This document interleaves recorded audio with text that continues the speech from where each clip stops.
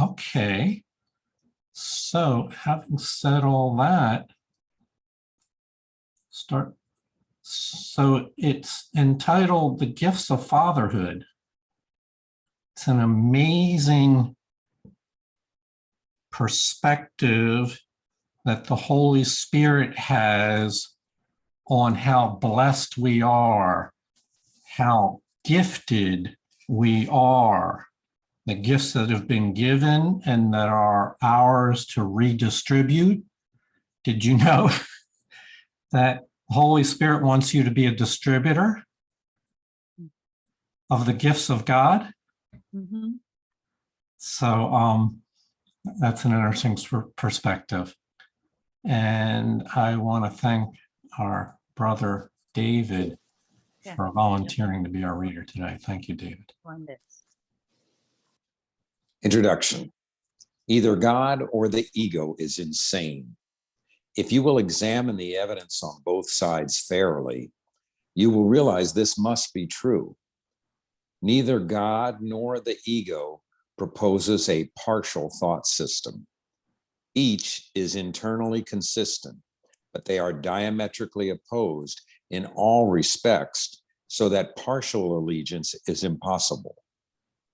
Remember, too, that their results are as different as their foundations, and their fundamentally irreconcilable natures cannot be reconciled by vacillations between them. Nothing alive is fatherless, for life is creation. Therefore, your decision is always an answer to the question, who is my father? And you will be faithful to the father you choose.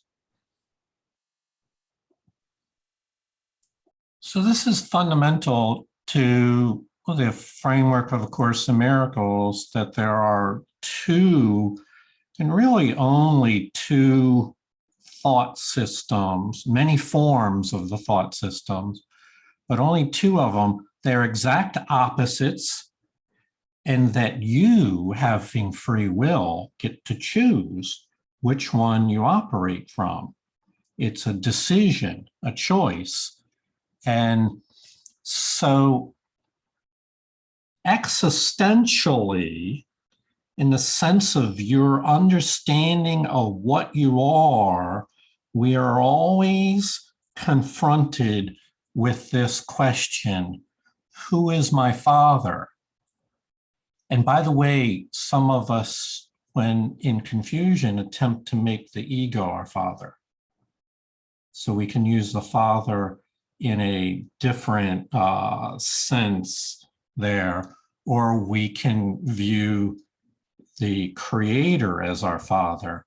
Whichever one you choose in any given moment will be the one that you will focus on and be faithful to. And so you know this. This is largely been introduced in prior chapters, and then they're just setting the stage that will help us to look more directly at the answering the question, who is my father?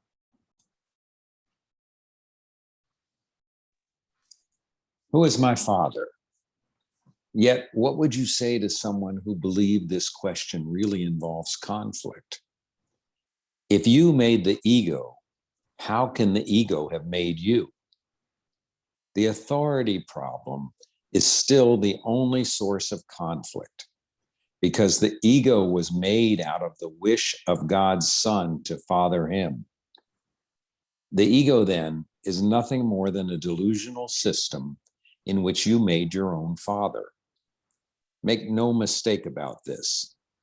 It sounds insane when it's stated with perfect honesty, but the ego never looks on what it does with perfect honesty. Yet that is its insane premise, which is carefully hidden in the dark cornerstone of its thought system. And either the ego, which you made, is your father, or its whole thought system will not stand. So this concept of how were we created? What is the source of our being? You might recall is referred to, I think it's in chapter 3, as the authority problem. What is our source? What is, how did we originate? And the ego wants to challenge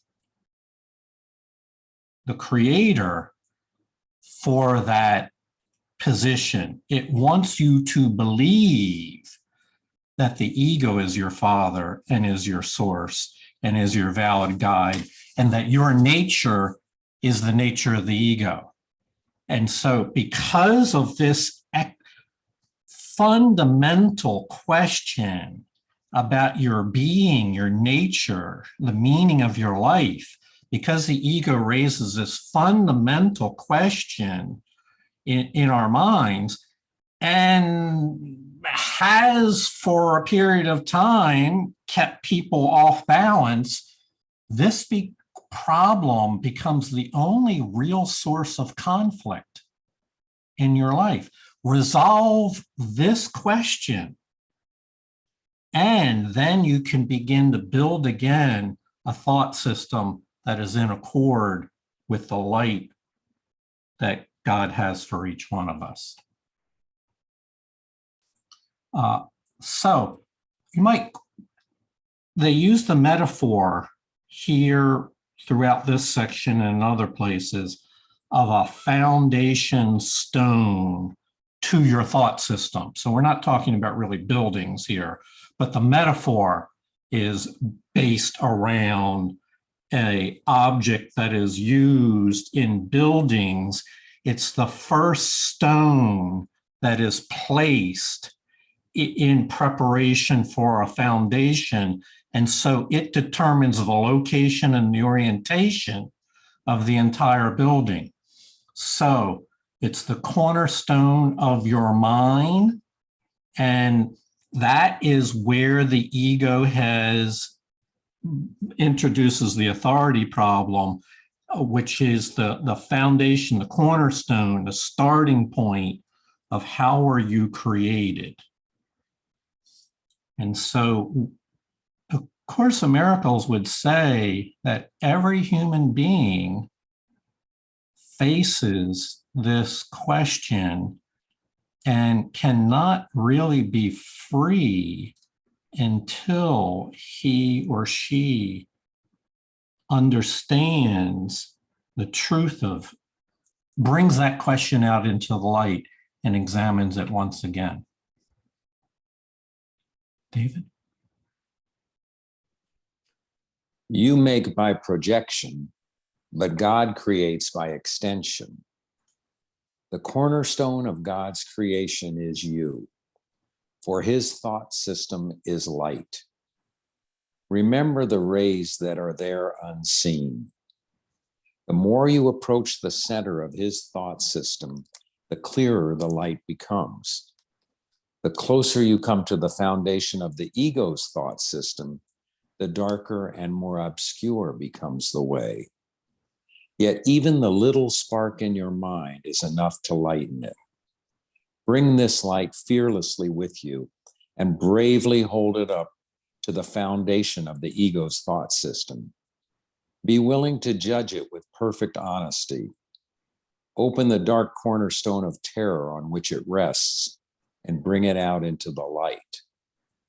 There you will see that it rested on meaninglessness, and that everything of which you have been afraid was based on nothing. So, A Course in Miracles says that judgment is usually used as a weapon, but that there is one proper and correct use of judgment. And you should be clear on that. What is the proper or correct use of judgment? It is your willingness to judge the ego's proposals to you with perfect honesty And there's a bit of an art here. So I'm going to pause on this moment. So we're being encouraged to look at and judge the ego's belief system and choose again. However, the point that should not be missed is we're not being encouraged to judge the ego's thought system in the dark.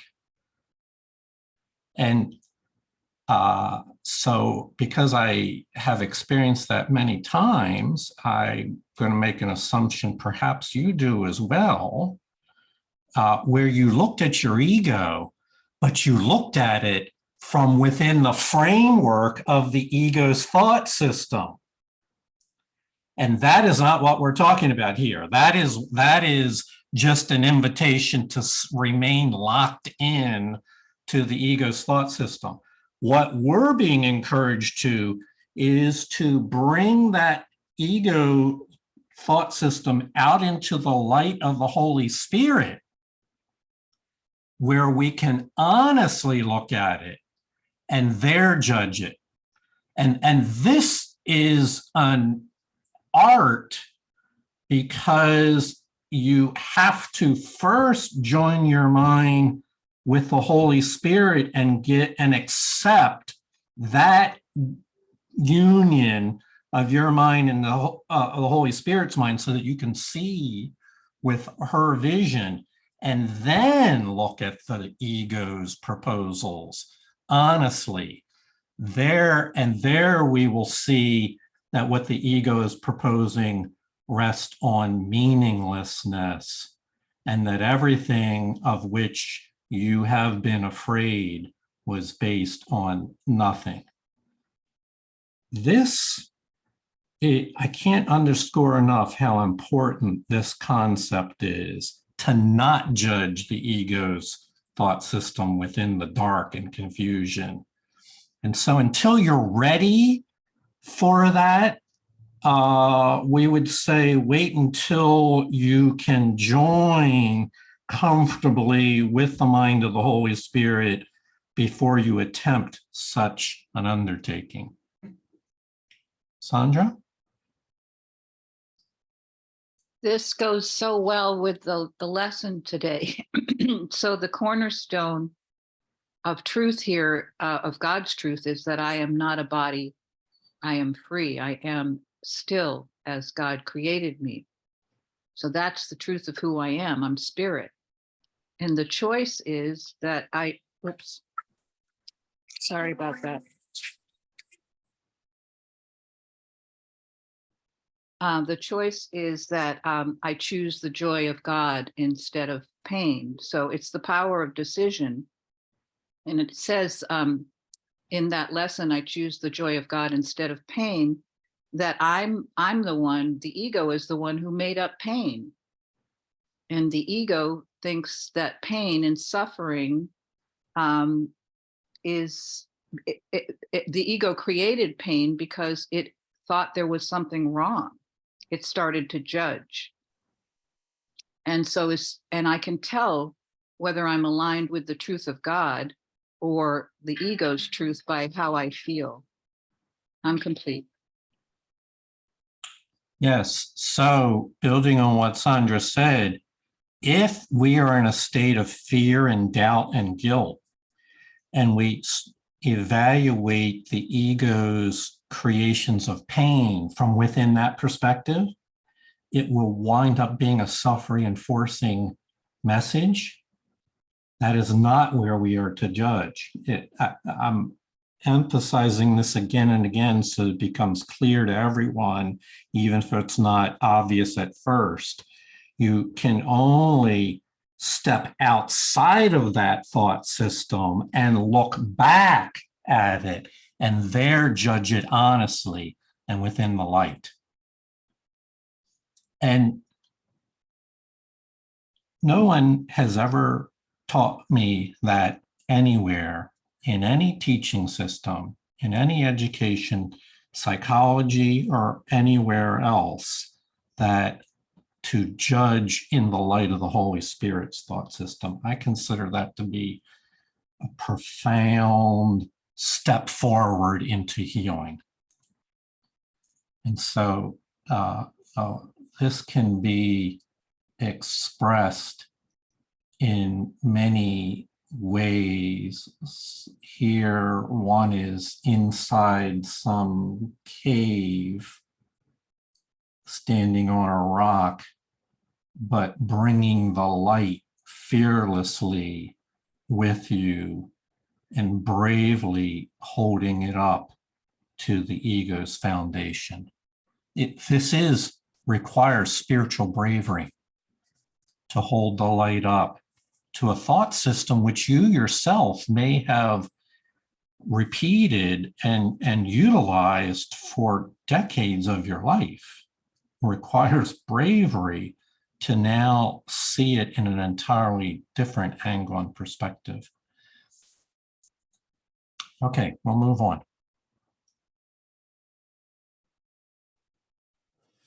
My brother, you are part of God and part of me. When you have at last looked at the ego's foundation without shrinking, you will also have looked upon ours. I come to you from our Father to offer you everything again. Do not refuse it in order to keep a dark cornerstone hidden, for its protection will not save you. I give you the lamp, and I will go with you.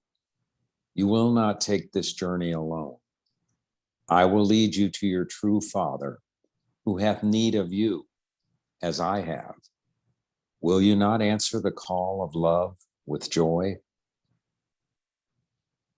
So we said this takes a certain amount of spiritual courage. And here in this paragraph, he's encouraging us that we're not alone in this journey. It would be an ego approach to think that you have to do this by yourself, that you're on your own in this examination of the ego's thought system. And there's even a hint here, a gentle hint, that this is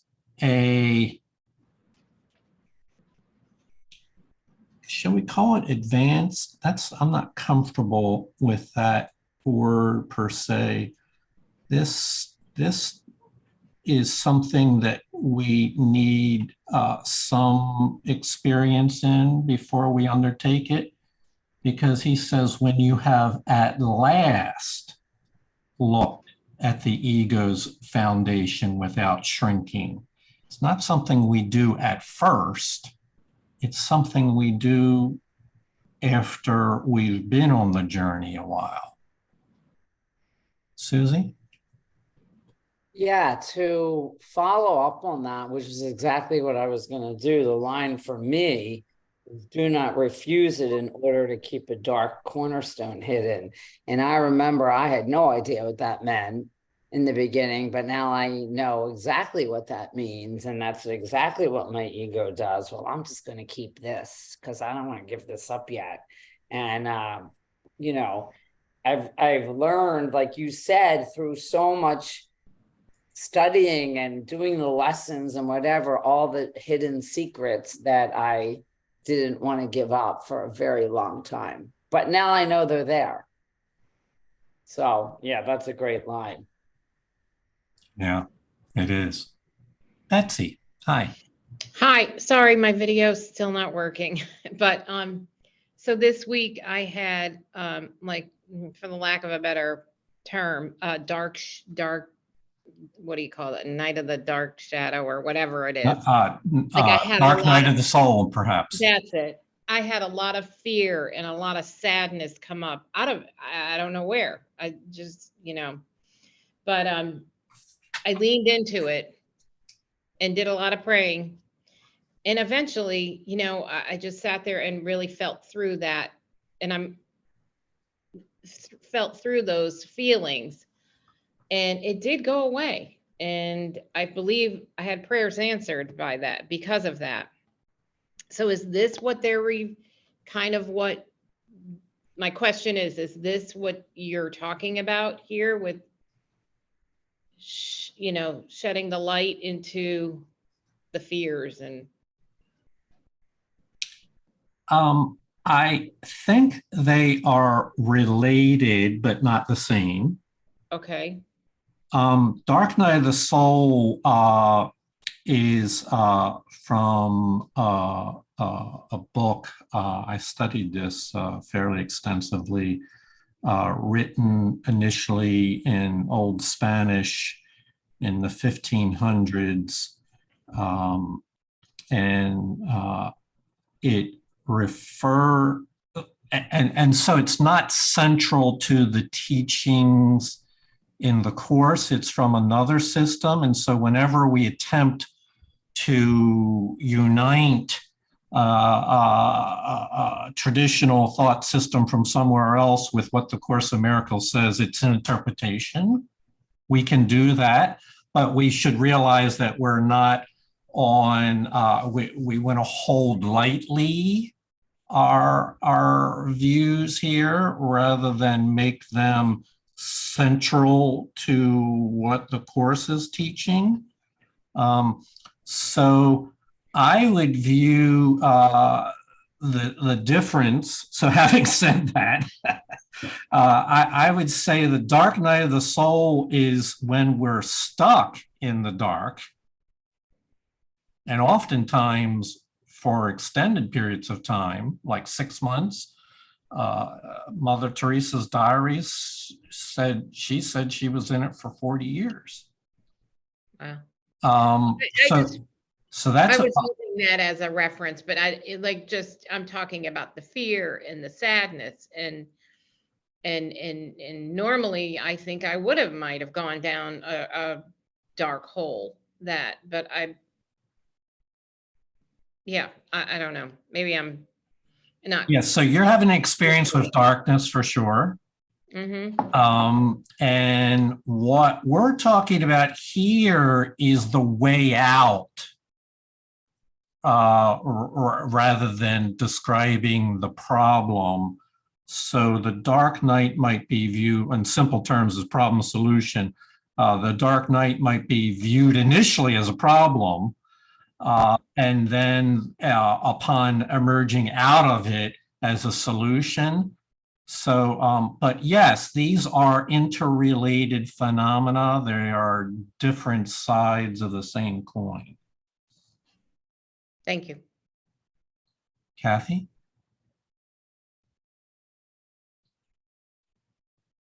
Oh, you're muted. Sorry, the last sentence, I kind of correlated the law of love and the call of love. I've never done that before. So in lesson 344, the law of love is that what I give my brother is my gift to me. So giving and receiving are one. Yeah. And will you not answer the call of love with joy? So that's the first time I've ever thought of that. I just thought I'd share that. That's great. I'm so glad you did. Kathy's putting the pieces of the jigsaw puzzle together and connecting the dots. And doesn't it feel wonderful? So that's what an experience of truth and insight feels like. It's a wonderment of it. And David, you had your hand up earlier.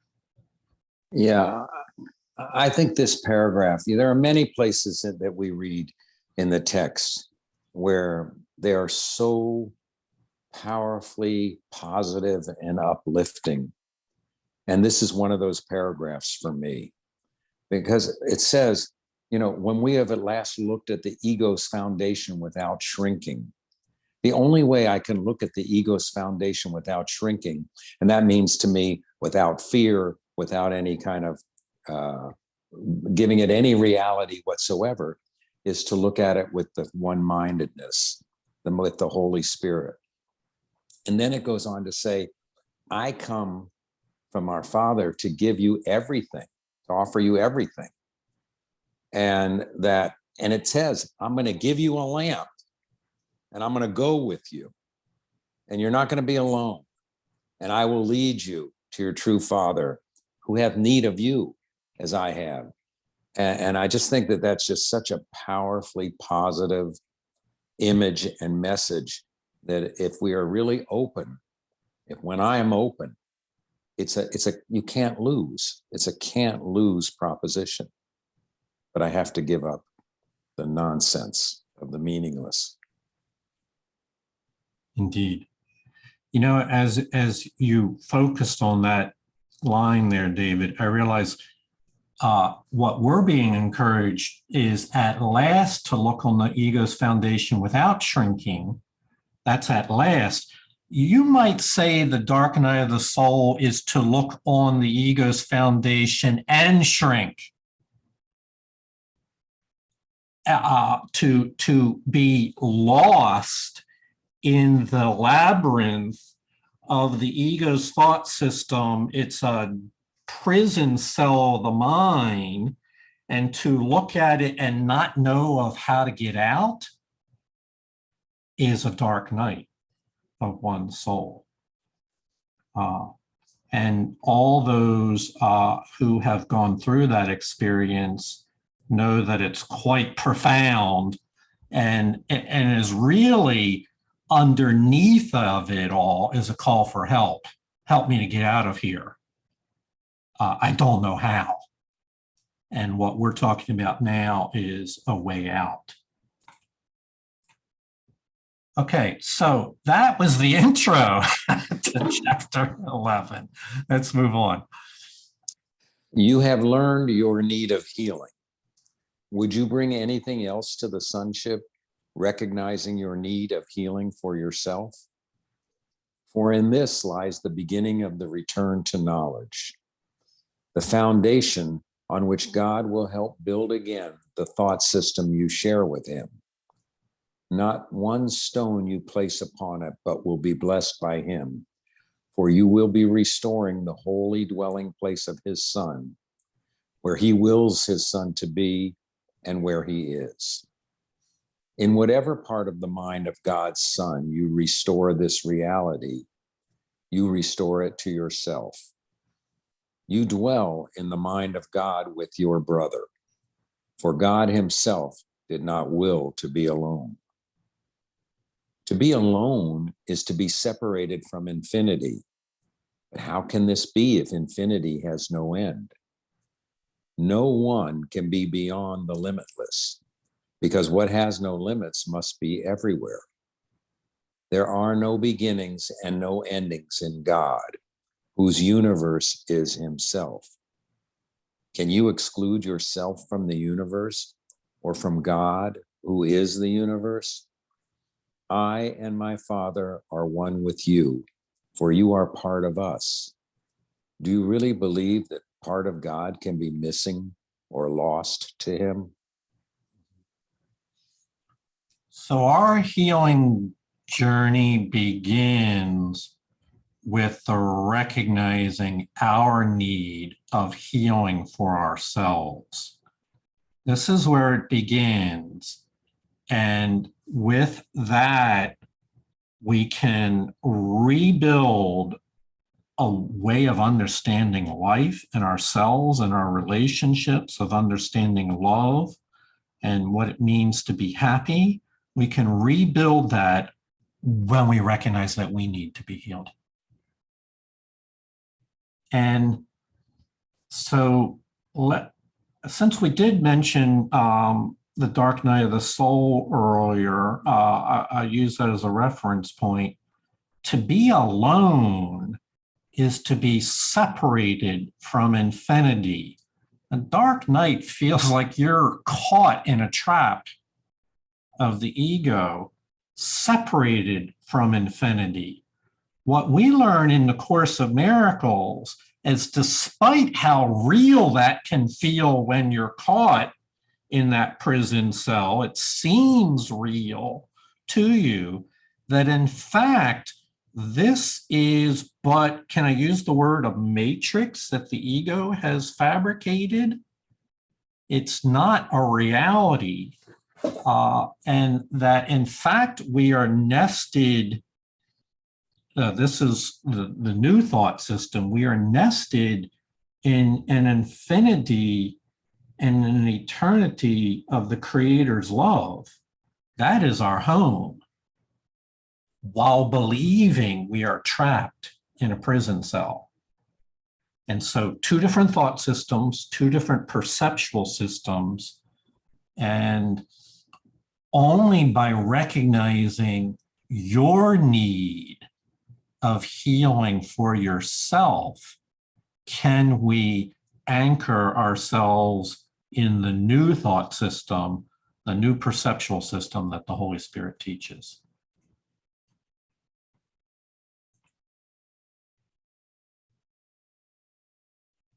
Okay? If you are not part of God, his will would not be unified. Is this conceivable? Can part of his mind contain nothing? If your place in his mind cannot be filled by anyone except you, and your filling it was your creation, without you, there would be an empty place in God's mind. Extension cannot be blocked, and it has no voids. It continues forever, however much it is denied. Your denial of its reality may arrest it in time, but not in eternity. That is why your creations have not ceased to be extended, and why so much is waiting for your return. Waiting is possible only in time, but time has no meaning. You who made delay can leave time behind simply by recognizing that neither beginnings nor endings were created by the eternal, who placed no limits on his creation or upon those who create like him. You do not know this simply because you have tried to limit what he created, and so you believe that all creation is limited. How then could you know your creations, having denied infinity? There is so much profundity here. I want to point out one or two ideas that strike me. One, this was many years ago, my favorite line from A Course in Miracles, and I was arrogant and inexperienced and didn't know any better, and I'd go around telling people that without you, there would be an empty place in God's mind. It'd be like a spiritual shock therapy. Hey, did you know that you are so unique and so vital to God's mind? Without you, there'd be an empty place in his mind. It wasn't really an effective way of communicating, but it was so profound to me that I was using it. It is the truth that imagine you are a gift from God. And if you are missing from his mind, then infinity would not be complete. You are so vital. And now I've adopted the idea of a jigsaw puzzle to illustrate this with one missing piece. You immediately notice that there's a piece missing. You are a vital piece within God's plan. So there's some statements here about time and eternity, and we will try again to introduce these concepts without them being overwhelming.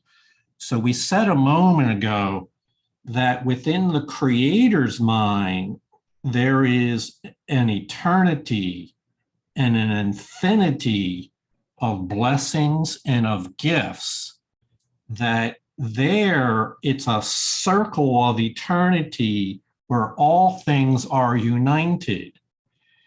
In the ego's thought system, we are separated from that, separate from infinity in some kind of time-space matrix that seems to be more real than infinity. And so that leads to that belief in the time-space matrix and being a prisoner of time leads to several errors. And one of them is the idea of waiting in time, of being delayed, of being stuck. it's like your car breaks down on the highway and you're just sitting there waiting without making any progress. So that's the view that ego would have you of going nowhere. But in the opposite view, that time itself is not the measure by which life matters. It's not measured by time or years or days. We would say instead it's measured by happiness and peace and forgiveness and kindness and gentleness and love. Those are the measures of life that we learn to attend to. Yeah. Okay. So let's take some comments. Sandra?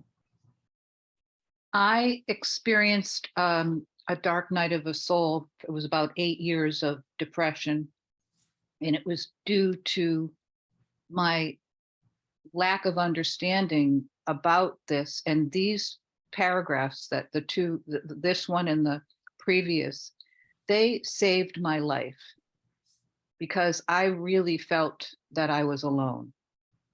And actually, after going through that, I also realized that I needed to go through that in order to have the motivation to integrate this material and embody it and to believe it. I just believed that I was alone. I believed the programming that if there was not another body near me, that I was alone. And then there was 8 years of it, and just waiting and waiting. Am I ever going to?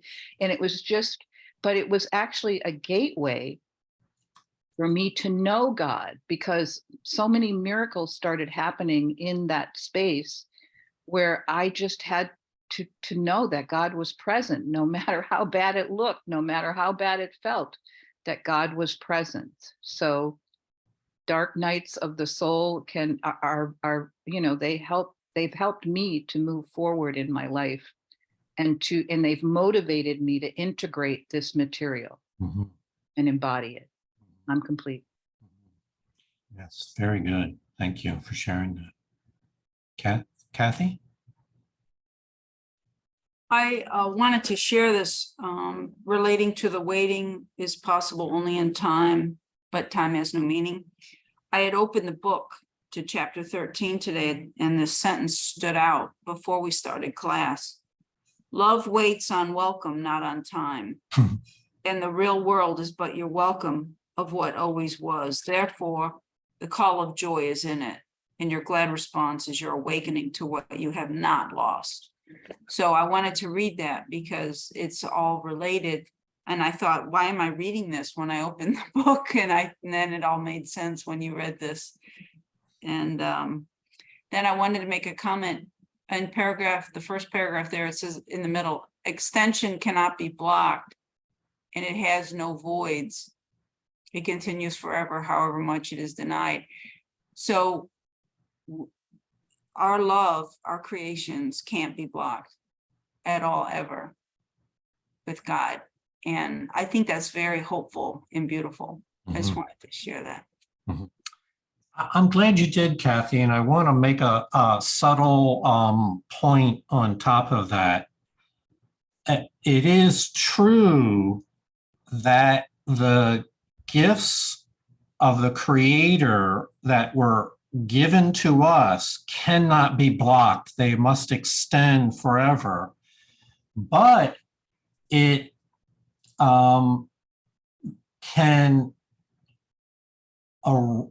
the extension can be arrested in time. So what are we saying? In the truth of eternity and infinity, extension goes on limitlessly forever. That's what we were created for. It cannot be stopped. But in the time-space illusion, the matrix that we're separate from infinity, their extension can be held back in time. It's a delaying maneuver. It's a maneuver to take us down a side road from healing and bind and tie us up for long periods of time. We're not saying that that's essential in any way significant, but what we do know is that pain can be multiplied by delaying our happiness. Somewhat paradoxical. Noel? Thank you. An ancient definition of God is a circle whose center is everywhere and circumference is nowhere. As I visualize that, try to imagine it, it extends my whole feeling about God and me as part of God's creation. And it's very valuable to me. Yeah, that's a really good practice, Noel. The presence of God is everywhere. I especially I find it helpful to remember that when I'm encountering other people, perhaps for the first time, at any time. All right, let's go on. The laws of the universe do not permit contradiction. What holds for God holds for you. If you believe you are absent from God, you will believe that he is absent from you. Infinity is meaningless without you, and you are meaningless without God. There is no end to God and his Son, for we are the universe. God is not incomplete, and he is not childless. Because he did not will to be alone, he created a son like himself. Do not deny him his son, for your unwillingness to accept his fatherhood has denied you yours. See his creations as his son, for yours were created in honor of him.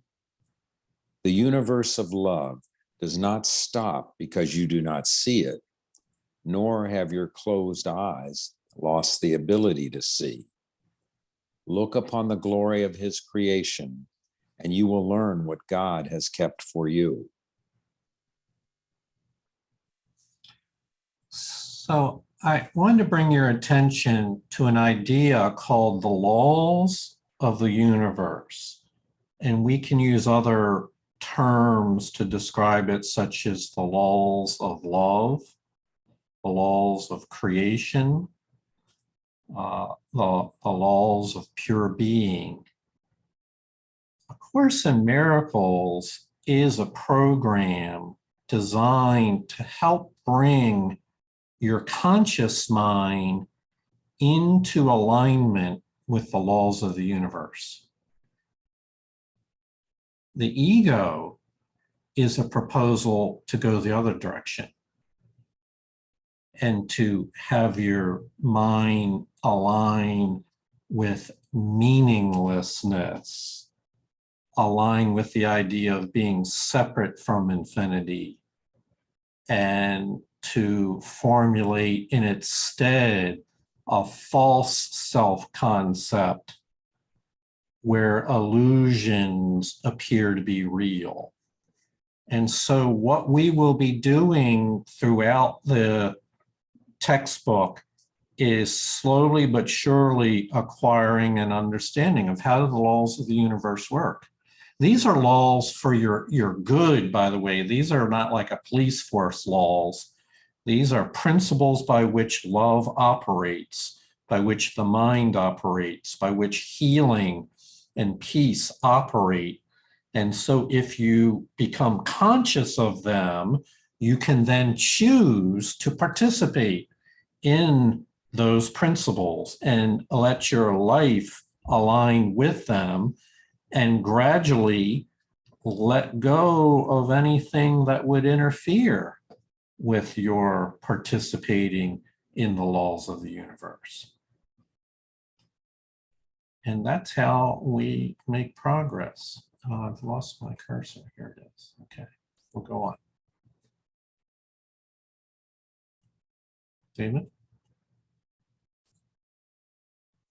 All right. I'm here. Oh, okay. God has given you a place in his mind that is yours forever. Yet you can keep it only by giving it as it was given you.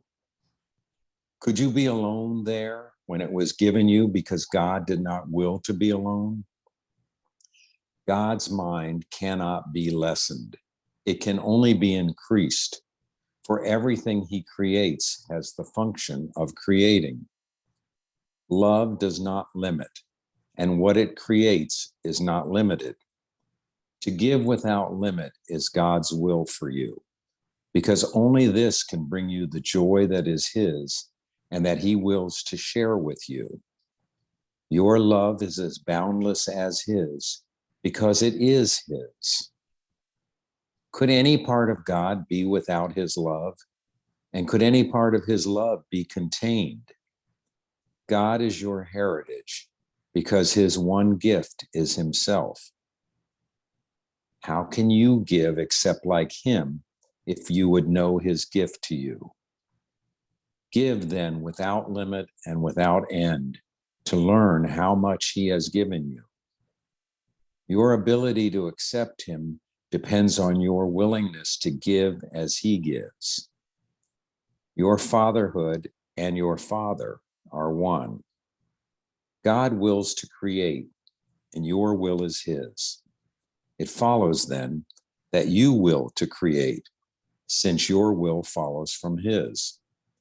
And being an extension of his will, yours must be the same. To accept him depends on your willingness to give as he gives. And thus, the first lesson of the Holy Spirit is to have, give all to all. It's about extending that which was given to you. And a moment ago, we emphasized the idea that you have a vital place in the mind of God, that your being has a reality to it, which is so lovely and beautiful that there's a special place in God's mind for you. However, your awareness of your place depends on your willingness to extend that and give that understanding away. And Noelle a moment ago said that she uses the idea of God is an idea whose center is everywhere. So she uses that representation, that idea, as a way of focusing her mind that we are in a creation where everywhere is that presence, and thus she brings her conscious mind into alignment with that. So when we say giving away, what we really, that can be interpreted in a number of ways, but it certainly involves being aware of it yourself and realizing that if it's true for you, it's true for everyone. And the details of where you proceed from there will vary. There's no prescription for what should be done from that moment. Many times you just have an encounter with people and you just feel calm in their presence without any words being said at all. It's a way of demonstrating I see you for what you truly are. And so your willingness to give as the Creator gives keeps you nourished in this cycle of receiving and giving awareness of our role interconnected with one another in the creations of God. So this might sound like theory, and in some ways, when we just talk about it with words, that's what we're talking about is theory. But it's an experience that you can have every day of your life. And so we're pointing towards you having the experience of that, not just thinking about it or understanding it, but going out and in your encounters with people experiencing it.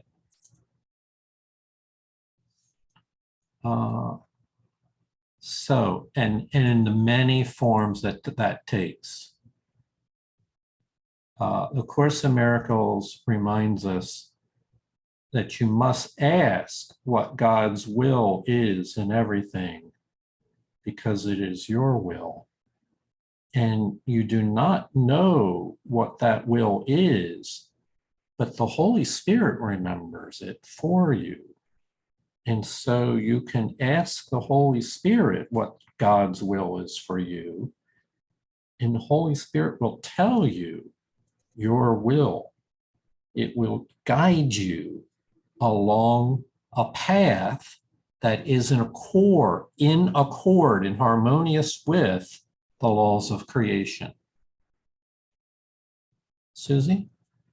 Yeah, you know, I was in a class the other night, and I started to understand something about myself, that, you know, when I know that the ego is speaking and I might notice it and then just sort of go on my merry way. But this reminds me right now that I have to take another step there and get quiet and pause and ask the Holy Spirit, you know, now what am I supposed to do? And it's always, and it's when I do that, this is more what I get. You know, it's just not noticing my ego for me anymore. That's enough. So this is really, really helpful, because if I pause, I will get, and I'm really willing, I will get a much different answer than what I had gotten. So it's very crucial to me. Well, it's very important part of understanding what God's will is for me in any moment. Indeed it is. And a passage that emphasizes that is right up in chapter 2, Special Principles for Miracle Workers, that says to forgive alone, or to disavow the ego alone and not do anything else, is simply another form of judgment, that it is not healing. We must both forgive and then allow the answers of the Holy Spirit to correct our mind. And only that brings about healing. So it is, and I spent years myself just noticing the ego and saying, oh, not that, not going to go there. And that is, now I realize that is a first step, but it's inadequate to bring about healing.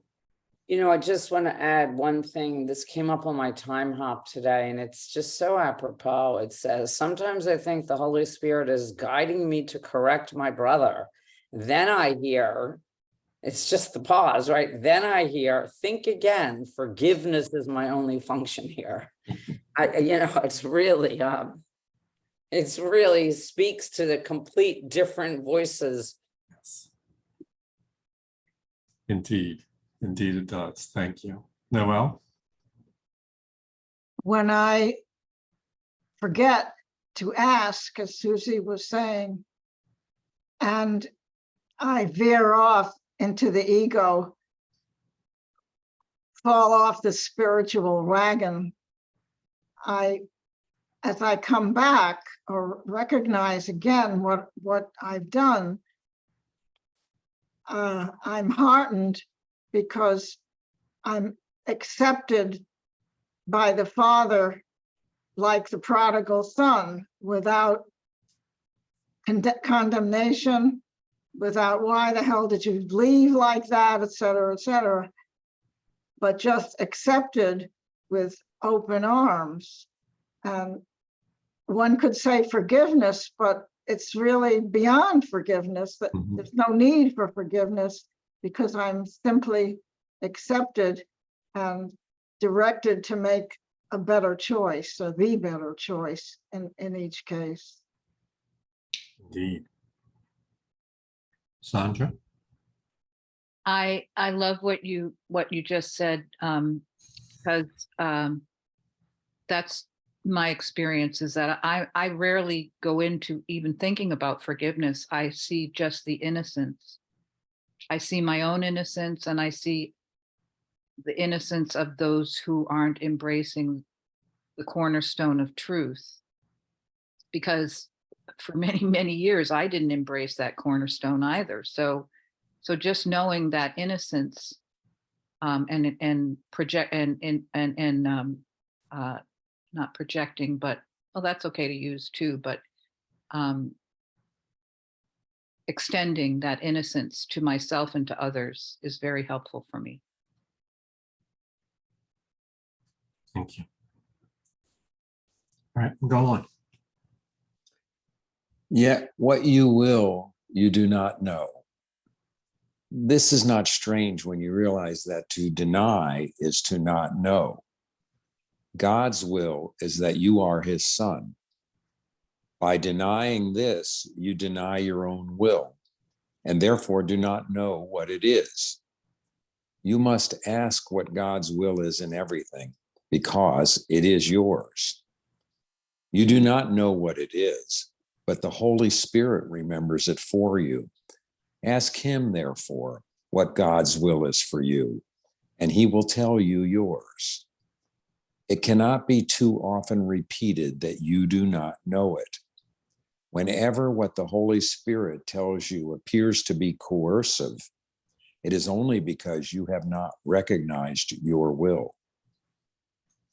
So there's a message here that should give us all pause, because it insists that you,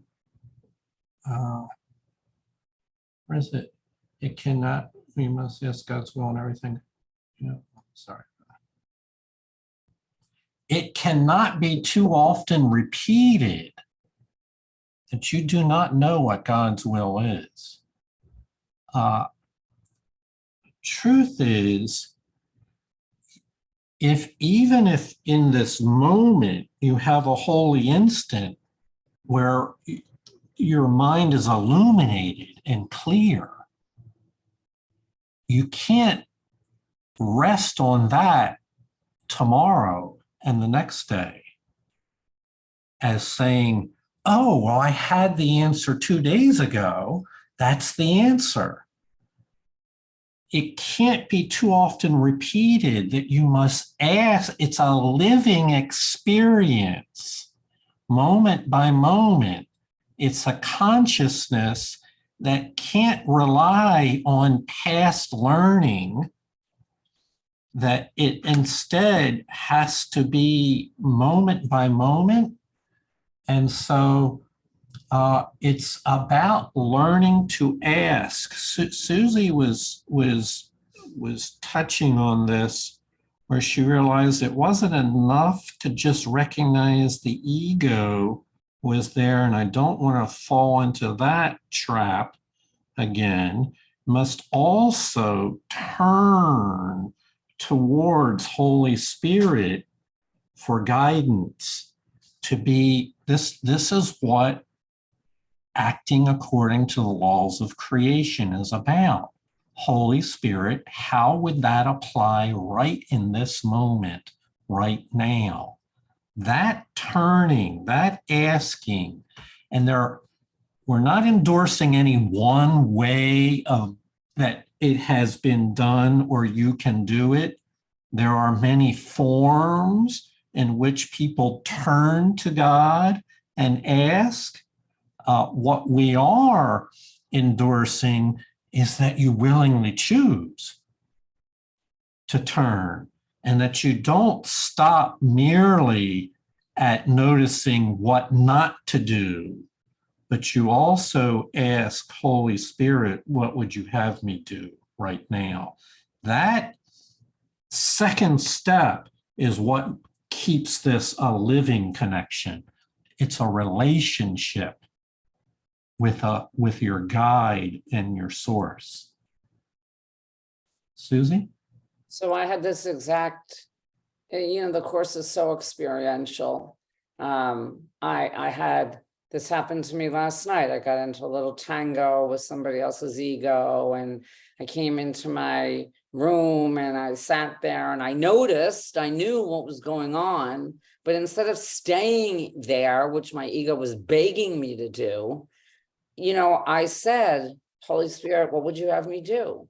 And I immediately got up, went into the other room, sat down, offered forgiveness, opened my heart, and the whole thing was over. Like Heather says, poof, gone, my poofer. And really the truth is only my condemnation injures me. And to extend forgiveness and love was what the Holy Spirit would want me to do. It's exactly what this paragraph says, not sit in my ego baloney poo. So, I took that other step and I had a much different result. And I did it quickly. And this is all, not to say I do it all the time and it's easy, it's taken years of work. But the peace is so much greater. And that is like what you say, you start to fall in love with that instead of the nastiness of where the ego wants me to reside. Indeed. Noel? Yes, thank you for that, Susie. I want to refer to the last sentence. Whenever what the Holy Spirit tells you appears to be coercive. Mm-hmm. I've had coercive messages every so often. And like it says, do that, go, pick up the phone, like that. And I think it's because I've been so dense that I need a little shakeup. Mm-hmm. So for me, it's not to fear when an internal message seems to be coercive, but it's what I need at the moment. Mm-hmm. Yes, indeed. And this will be talked about more in a later chapter, where it often appears that first we decide what we want for ourselves. And then we turn to the Holy Spirit and ask, what would you have me do? And of course, it's opposite to our ego. And so now the Holy Spirit's guidance appears to be coercive because we've already decided ourselves what we want. And so reversing that habit, that mental habit of first getting really clear what our ego has to say, and then turning to the Holy Spirit, reversing that so that we don't spend time in the darkness figuring out what ego says. We immediately turn to the Holy Spirit, frees us from that false notion of being coerced. All right. The projection of the ego makes it appear as if God's will is outside yourself and therefore not yours. In this interpretation, it seems possible for God's will and yours to conflict. God then may seem to demand of you what you do not want to give, and thus deprive you of what you want. Would God, who wants only your will, be capable of this? Your will is his life, which he has given to you. Even in time, you cannot live apart from him. Sleep is not death. What he created can sleep, but cannot die. Immortality is his will for his son, and his son's will for himself. God's son cannot will death for himself, because his Father is life, and his Son is like him. Creation is your will because it is his. So many of these experiences operate subtly within our mind. And if you want to catch your ego, then notice when in a situation where you've thought it through already, and it seems as though God's will is outside you and conflicting with you, coercing you to do something. That's a very good indicator that what you first did is decided separately through whatever mechanism is most comfortable to you. You decided outside of your relationship with love, and then having made a decision of what appears to be best, then turn to God and feel like it is in conflict with what you came up with. And it does seem almost as if there's an outside force trying to bend your will. And this is an excellent illustration of how our willingness is involved with our healing in this program. That confusion of joining with the ego and deciding what appears to be the right thing to do, then appears that is what we most want for ourselves. And what it really is following the wrong guide.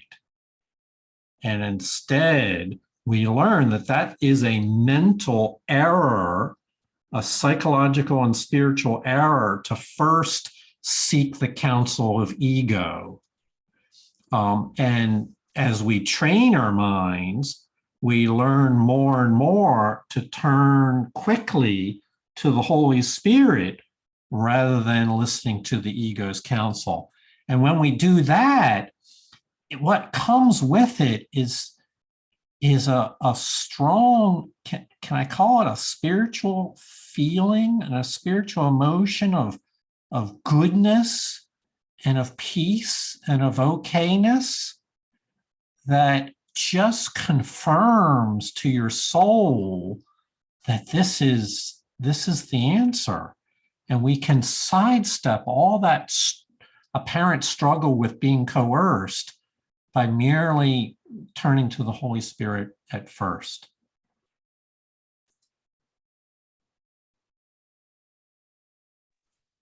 You cannot be happy unless you do what you will truly. And you cannot change this because it is immutable. It is immutable by God's will and yours, for otherwise his will would not be extended. You are afraid to know God's will because you believe it is not yours.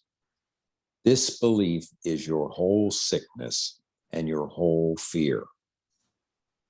Every symptom of sickness and fear arises here because this is the belief that makes you want not to know. Believing this You hide in darkness, denying that the light is in you. So I assert, of Course in Miracles is very clear in what it's saying regarding the ego state of attempting to guide your life while standing within the thought system of the ego. And it has to, and it says it so clearly right here in this paragraph. Yes, it involves fear. Yes, it involves standing in darkness, hiding in darkness. Yes, it involves chapter 10, the denial of God. It involves embracing the God of sickness and the denial of the light. Yes, it involves all that. And your whole sick mind and your whole fear is based on this insane proposal of the ego to oppose the will of God. It's the denial of life.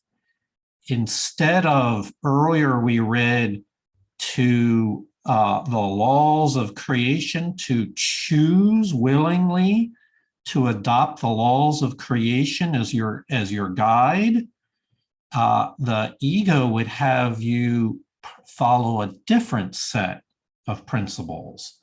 If you want to think of it as the laws of the ego, they're not really laws, but they are a set of proposals that you adopt an alternative path.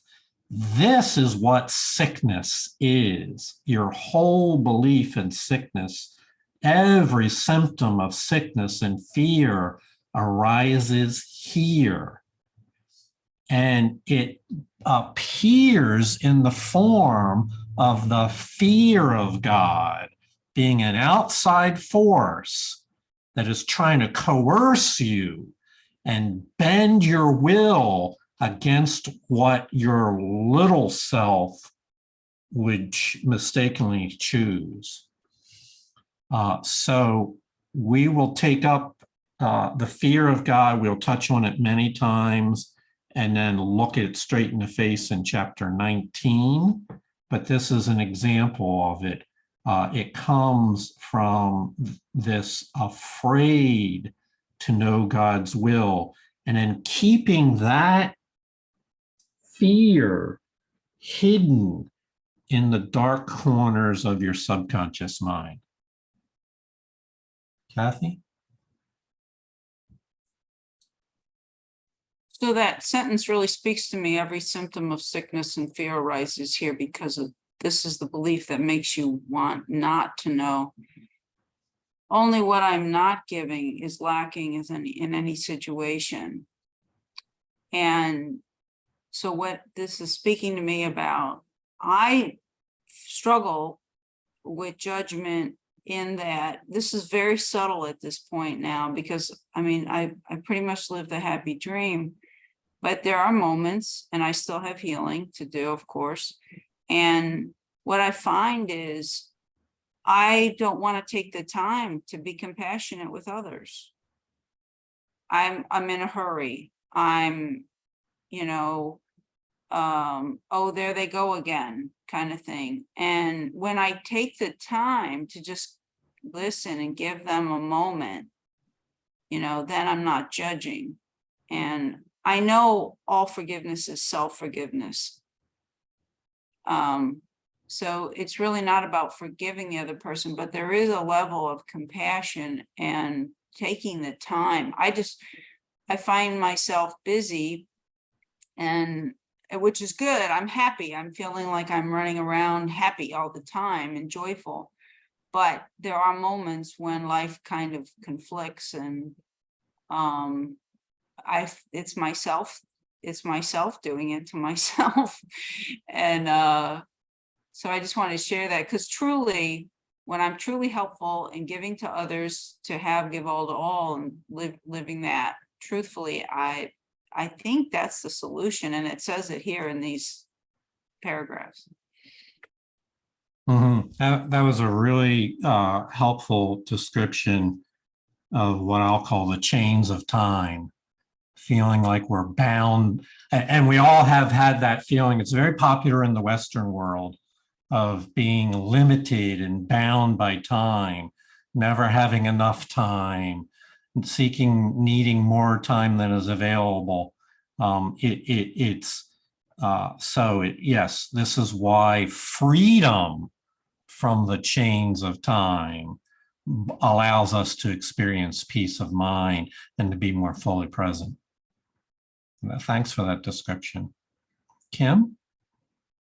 Hey, so I'm going through what I think might be an integration of the structural healing here with this piece. And the concept of spiritual bravery, and what else did you call it? Spiritual courage is coming forth with me here. Making big decisions, being brave during that decision-making process. And then afterwards, then what I'm seeing is that I need to maintain that spiritual bravery and courage. And for me, it feels like it has something to do with littleness, you know, and magnitude, because it feels like that I have to maintain that courage and bravery as I really grasp the Holy Spirit's direction, because it's bigger than I could ever have imagined. And I want to stay in littleness around it because that's where I've stayed in the past. And I hope this makes sense to somebody. It makes sense to me, but I just wanted to share that because for me right now, I'm having to really have courage and bravery around this piece. I really appreciate where you said, part of me wants to stay in littleness. And if anybody here doesn't recognize what that is, it's not because we haven't done it. It's just because we just don't understand yet. We've all under sell, is that the right word? Ourselves. We all limit ourselves and ask for too little. And so that's where spiritual courage and bravery comes in, when you are tempted by the ego to remain little, to know that in itself is an indicator that the guidance we're following cannot be trusted. Noelle?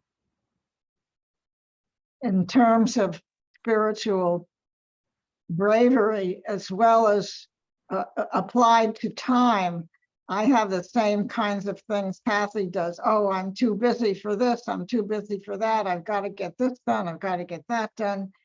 But when I'm brave enough, we can say, and trusting enough to give the time needed to someone else, whether it's in person, on the phone, in an email, possibly, magically, the time for the other busy stuff somehow stretches and becomes enough.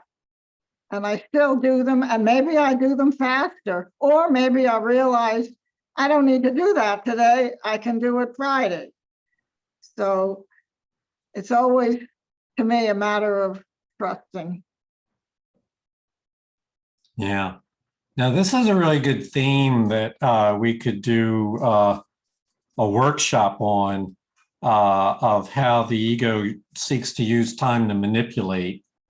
And it refers to, in another place, of the ego's characteristic preoccupation with being busy all the time, of creating a large list of things to keep us busy so as to miss those meaningful, vital moments of encounter, of rich encounter with others. And so aware, one of the ways in which we break the chains of time is to become aware of them, and as we're doing today, bring them out into the light So that which was happening that we didn't take a good look at, we can see and make choose again, make a different choice. Okay. You are asked to trust the Holy Spirit only because he speaks for you. He is the voice for God, but never forget that God did not will to be alone. He shares his will with you. He does not thrust it upon you. Always remember that what he gives, he keeps, so that nothing he gives can contradict him. You who share his life must share it to know it, for sharing is knowing. Blessed are you who learn that to hear the will of your Father is to know your own. For it is your will to be like him, whose will it is that it be so. God's will is that his Son be one and united with him in his oneness. That is why healing is the beginning of the recognition that your will is his. So this is really a great starting point. Healing, this is a beginning step, is the beginning of the recognition that your will is his. So speaking plainly in the Course of Miracles, the truth and the absolute truth is that we were created united with the Creator and the laws of creation, that we were given a purpose and a function that is one with creation, and therefore our will is one with his. That is the truth. There's a counter narrative that the ego attempts to introduce that would be based entirely upon a false foundation and a false sense of yourself. We'll call it a delusional system, whereby it creates a set of what you could call fantasies. It's an attempt to make self-made illusions real to yourself and have that substitute for your divine will. And I truly believe that this is the essence of healing, is freeing your mind from the grip of the ego's counter narrative, believing that you have a separate and independent will. It grips our mind. It's a form of the denial of God or the denial of life. It grips our mind, and freeing ourselves from that allows us to return our mind to what has always been true. You already have that truth of your will within you. And so we will talk about this in terms of free will and imprisoned will. And so free will is not a given while we operate within the illusions of the ego. Free will is inherent in our being, but as we read earlier, it can be arrested in time. Your knowledge and conscious awareness of that can be asleep in time. And so we want to wake up consciously to an understanding of the truth of our own will, that our will and the Father's are one. Susie? Yeah, I can't help but notice it says it multiple times in this chapter, but never forget that God did not will to be alone. I remember hearing it a few paragraphs ago, and that's why he created his sons. And it just reminds me, or brings up for me, that it's all very relational. And, you know, we're all meant not to be alone and to see each other as equal, and we're all extensions of him. I don't know, it just really, really speaks to me. That we're the sonship. Yeah.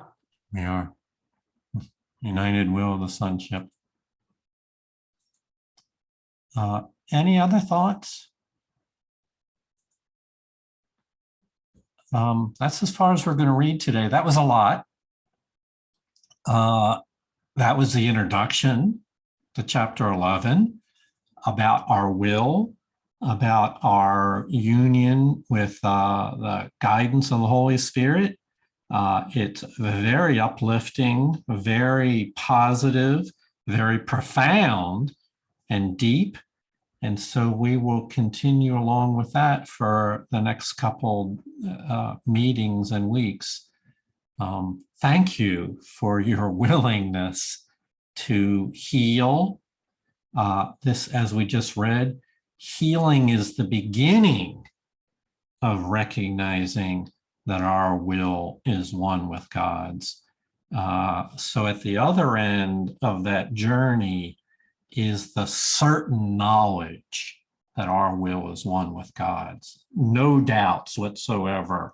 Perfect mind in perfect accord with the united will, not only of self with God, but of the entire sonship with all of creation. One will united throughout all of creation. It's a glorious vision. I thank you for your interest in these matters. I honor the spirit within you. Namaste. Namaste. Thank you. Thank you. Yeah. Namaste, everybody. Hey, Love you love all. you guys. Thank you, Jonica. Thank you. See you tomorrow. Beautiful, lovely, tall. You. Looking forward to that workshop. All right, well, more to come.